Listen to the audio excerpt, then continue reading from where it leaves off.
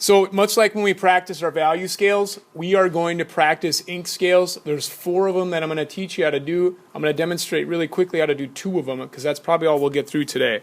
So on a completely different sheet of paper with nothing on the back of it in your books, I'm just going to have you grab that ruler again in a moment, and we'll just trace it out.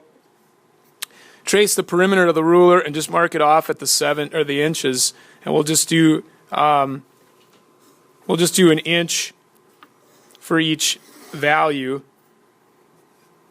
7 inches total. We've got tons and tons of good drawing paper, and if you run out in your book, I will cut you more, and you can just thread it in there or tuck it in there or get a folder. So don't.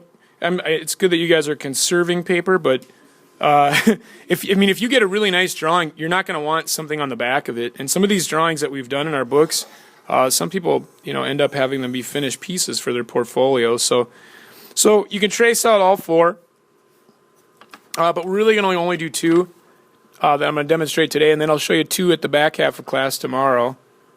Okay, so you can go through and do that. I'm just going to get these 2 ready for us and show you. I'll show you the crosshatch and the scumbling. So it'll be a slow one and a quick one, and we'll do the same tomorrow.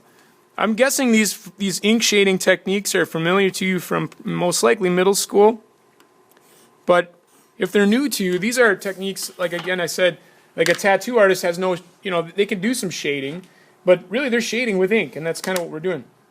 For the purpose of what we're doing, I would probably use the Sharpie pen for most of our shading on our value scales, our practice scales. All right, so I'll start with scumbling. That's kind of a real quick one and a real easy one.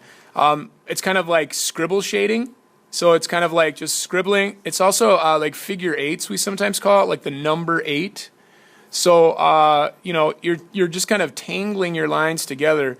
In the first box, these scribbles or these tangles are kind of small and tight, sort of like a nest. And then as I transition to the next box, and maybe I'll just do half of my box here, so you're not having to sit and watch me for too long a time. As I hit that transition, though, my tangles, I'm going to try to make the 8s a little bit bigger and let there be less of a tangle, more white in between, more space. So with all of these ink shading techniques, the principle is the same.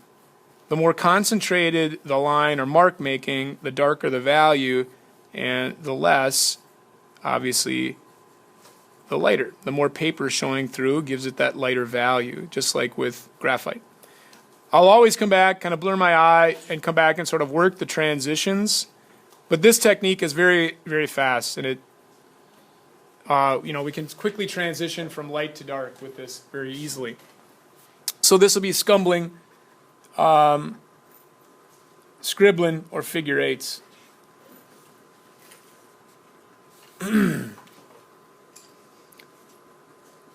Second one I'll show you, and then I'm done for today, is crosshatch. This is probably my ultimate favorite one. And this is how she works. You can use a ruler if you want. I'm just going to freehand to save some time. You're going to start out with, we talked about cross contour. The crosshatch it's got the cross in it. So first box, tightly packed. Second box, same direction, more distance in between. Next box, more distance in between. So when I come back, now is the part where I get the cross in there.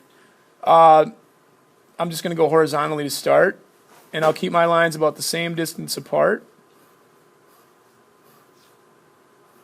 And then when I get to this one, I'm going to open the width. Same with this one. Same with this one.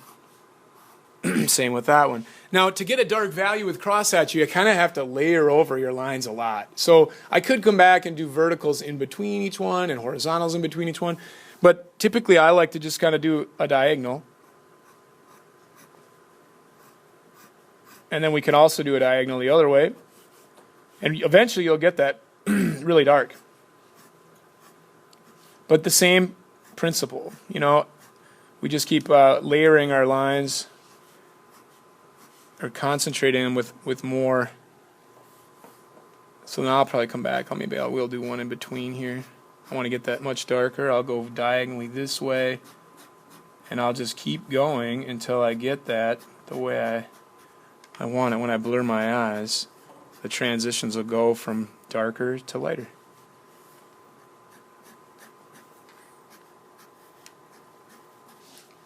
So finished scales, you know, I'll have these available at your desk tomorrow. What we're looking at is something like this: the crosshatch from dark to light, the figure eights or scribbling from dark to light. We'll do hatching and pointillism tomorrow, but those will get you started for today. Okay?